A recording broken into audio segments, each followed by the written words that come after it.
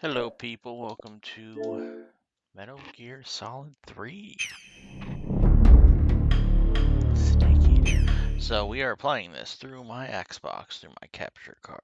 I'm hoping that it does not get ridiculous, like lag-wise.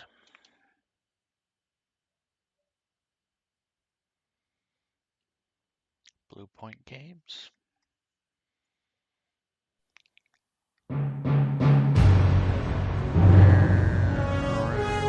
That's a little loud.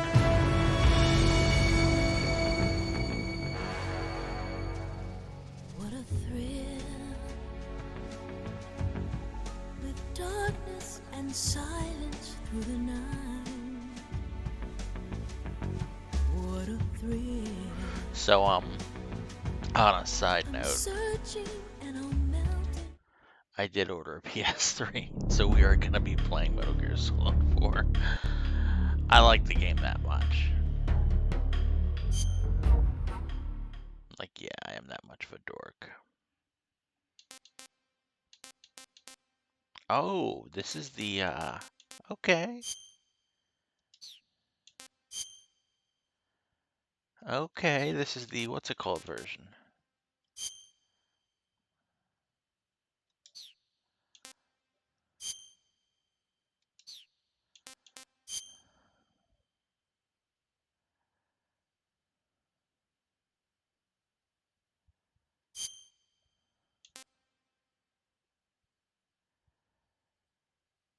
We're gonna go easy. 'Cause it's easy, yo. After the end of World War II, the world was split into two, East and West. This marked the beginning of the era called the Cold War. And it's not just because it involved Russia, that it was cold.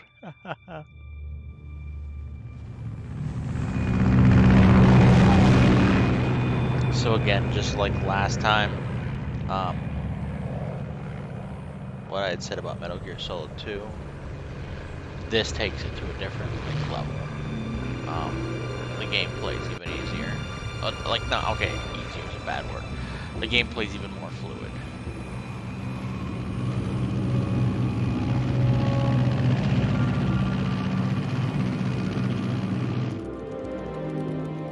Everything's just a slight bit more tighter. 30,000 feet. Approaching Soviet airspace. 20 minutes to drop off. Commencing internal depressurization. Equipment check. Arm main parachute. All right. You ready to go? Drop zone still showing a high pressure mass. Cav okay. Good. We've got high visibility. So I'm running OBS and the Elgato capture software so I can full screen the Elgato capture software, and I gotta say, OBS has Put out much that better cigar. colors. Connecting oxygen hose to interior connector. Like, Put on your mask. much better.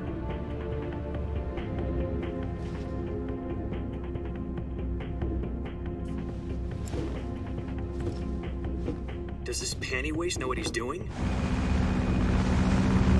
And now I'm Approaching not so release sure.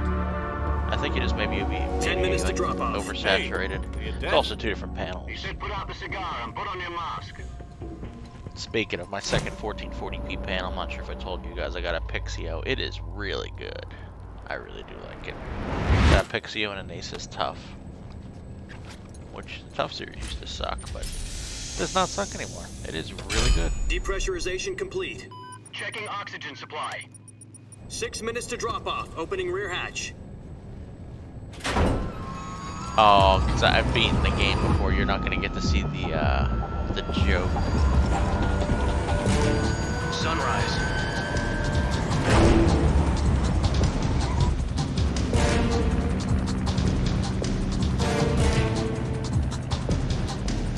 Yeah, that's External temperature minus 46 degrees Celsius. 2 minutes to drop off. Stand up. Be cold. Fucking You'll be falling at 130 Beat miles per hour. Fancy waist. Try not to get frostbite from the wind chill. 1 minute to drop off. Move to the rear. Activate bailout model. This is one for the history books. The world's first halo jump. 10 seconds to drop off. Stand by.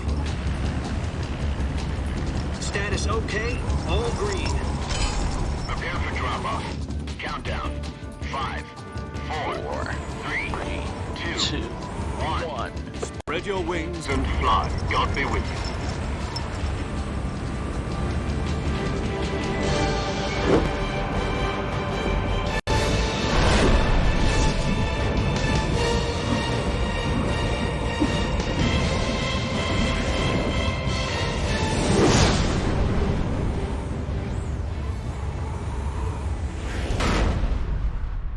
But yeah, when this game came out, there was so much like confusion if it took place in Jack, space. I've got some important news. Like, The head of the CIA has finally given us the green light for the Virtuous mission. Virtual mission? No, the Virtuous mission. The future of our Fox unit depends on it. If it succeeds, we'll be officially organized into a unit. Virtuous mission? Sounds like some kind of initiation ritual. You know, don't get cocky. This isn't a training op. Right. So what exactly is this wonderful mission? Well, about 2 years ago, a certain Soviet scientist requested asylum in the West through one of our moles. His name is Nikolai Stepanovich Sokolov. He's head of the OKB-754 Design Bureau, one of the Soviets' top-secret weapon research facilities, and the East's foremost expert on weapons development. Sokolov? Isn't he that famous rocket scientist? The very same. On April the 12th, 1961, the Soviets achieved the first manned spaceflight in history. The Earth was blue, but there was no God. Well spoken. The rocket that carried Yuri Gagarin into orbit was the A-1, known as the Vostok rocket. Sokolov is said to be the man most responsible for the multi-engine cluster used in that rocket. After Gagarin's flight, Sokolov left rocket development to become the head of the newly established Design Bureau. From a lowly technician to head of a design bureau, that's quite a success story, so why do you want to defect? It seems he'd become afraid of his own creations. Afraid? Call it a crisis of conscience. And for that, he left his country and his family behind and went over the fence? Not exactly. One of his conditions was that his family was also to be taken safely to the West. We used a mole to get the family out first, and succeeded in sneaking Sokolov over the Berlin Wall shortly afterwards. I was the one who conducted the operation. The security on the eastern side was still full of holes back then. Then what? We got Sokolov over in one piece, but the whole ordeal had left him exhausted, and we checked him into a hospital in West Berlin. It took him 2 weeks and more than 600 miles to get from the research facility in the Soviet Union to Berlin. He was in no condition to say anything coherent. And it was only a week later that we had something much bigger on our hands. The Cuban Missile Crisis. October the 16th, 1962, President Kennedy received word that the Soviets were in the process of deploying intermediate-range ballistic missiles in Cuba. The President demanded that the Soviets dismantle and remove the missiles. At the same time, he announced a naval blockade to prevent further missile shipments from reaching Cuba. But the Soviets didn't back down, instead placing their armed forces on secondary alert. Soviet transport ships carrying missiles continued on course towards Cuba. US and Soviet forces went on alert for an all-out nuclear war. Frantic negotiations were conducted through the UN's Emergency Security Council and unofficial channels to end the hair-trigger standoff. Finally, on October the 28th, the Soviet Union agreed to remove its missiles from Cuba, and so the world avoided a nuclear holocaust. But in order to get the Soviets to pull their missiles out, we had to make a deal. You mean the one where the US agreed to remove its IRBMs from Turkey? No. The Jupiter IRBMs deployed in Turkey were obsolete, and we were going to get rid of them anyway. They had no strategic value whatsoever to either the US or the Russians. The Turkey deal was a ruse, a cover story that was fed to the other intelligence agencies around the world. So what did the Russians really want? Sokolov. They wanted us to return Sokolov. You mean the Soviets pulled out of Cuba just to get their hands on Sokolov? That's right. What the hell was he working on? At the time, we had no idea. We were running out of time. It was either give up Sokolov or risk full-scale nuclear war. In the end, we had no choice. President Kennedy gave in to Khrushchev's demand. The next day, I got Sokolov out of the hospital, handing him over to agents on the eastern side. Sokolov kept on screaming, "Save me," until he disappeared from my sight. Then, a month ago, we received some new information from one of our moles. About Sokolov? Yes. He was taken back to the research facility and forced to continue working on the weapon in question under KGB supervision. What's more, it's on the verge of completion. So what kind of weapon is it? Something to do with space rockets? No, missiles. Same technology. I guess you're right. We don't know the details, but it appears to be a new kind of nuclear device. For half a year now, the Soviets have been conducting frequent nuclear tests at Semipalatinsk. Something to do with the weapon, I assume. We're talking about a secret weapon so big that Khrushchev was ready to pull out of Cuba to get it back. Is Sokolov still in the facility? No, according to our intelligence, he's in Selino-Yarsk, a place in the mountains about 3 miles to the west that's known as the Virgin Cliffs. The Virgin Cliffs. Virgin Cliffs. Nice name for a virtuous mission.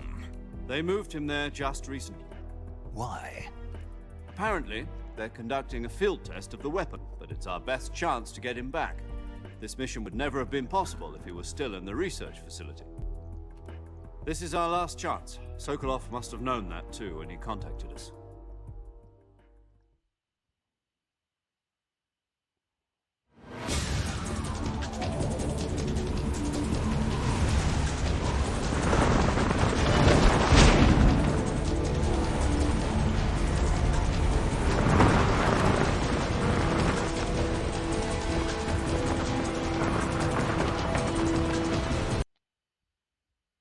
Okay, the sound cut out. What the hell? That's it. Listen up, Jack. Your mission is to infiltrate Selino-Yarsk in the Soviet mountains, ensure the safety of Sokolov, and bring him back to the west. Nice, got audio good. So perhaps I let it go. If we don't get Sokolov back before that weapon is complete, we'll be facing a major crisis. The clock is ticking.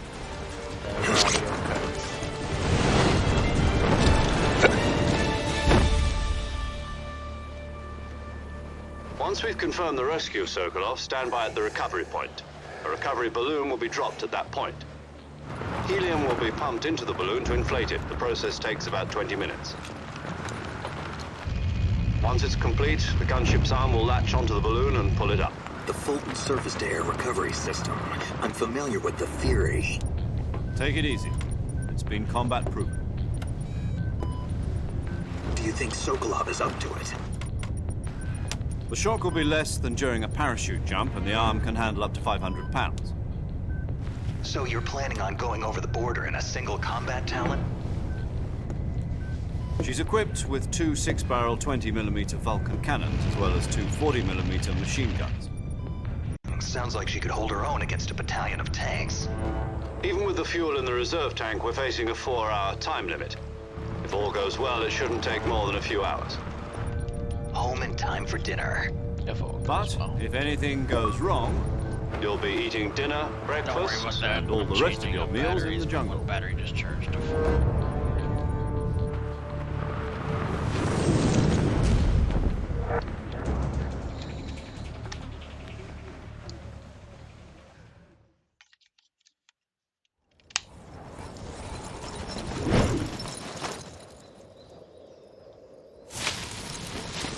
They have a controller for the PC and for the Xbox. Make sure they're both fully charged.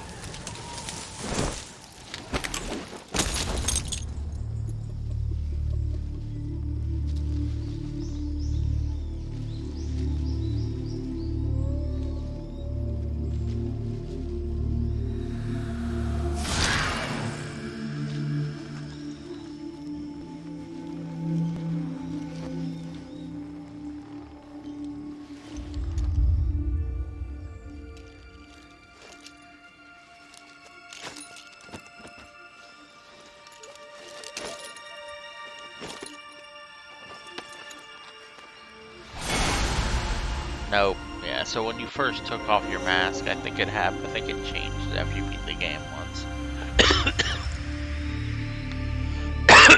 You look like Raiden from Metal Gear Solid 2. And they make a joke about a mask.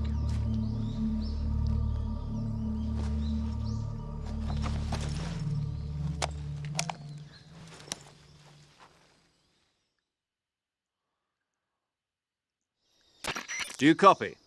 You're already in enemy territory, and somebody might be listening in. From here on out, we'll be using code names to refer to each other. Your code name for this mission will be Naked Snake. I'll be referring to you as Snake from now on. You're not to mention your real name. Snake? Oh, you don't like snakes? What do you mean? You've eaten one before, haven't you? In survival training. I'm glad to hear that. I don't know if I'd ever order one in a restaurant, but... Be careful, you might not have a choice. What about you, Major? What should I call you? Let's see. I'll be Tom. Call me Major Tom. This will be a sneaking mission. You must not be seen by the enemy. You must leave no trace of your presence. Is that clear? This kind of infiltration is the Fox unit's speciality. In other words, weapons and equipment are procured on site.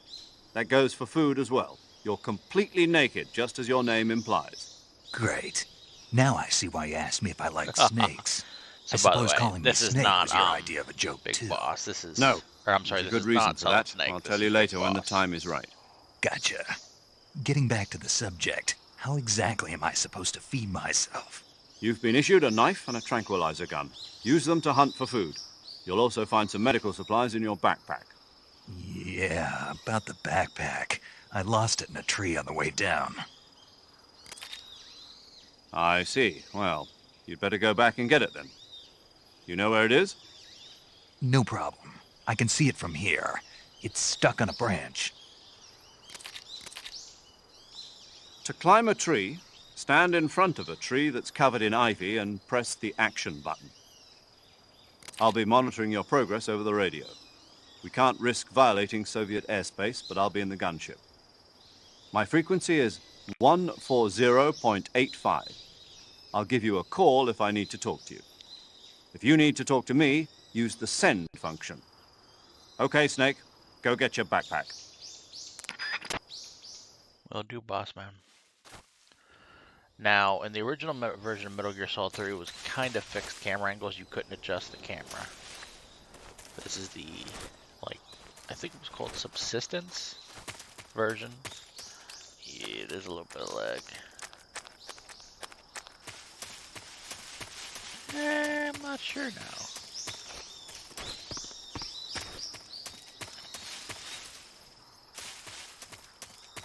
Yeah, there is a little bit. That's not so bad as you would notice it.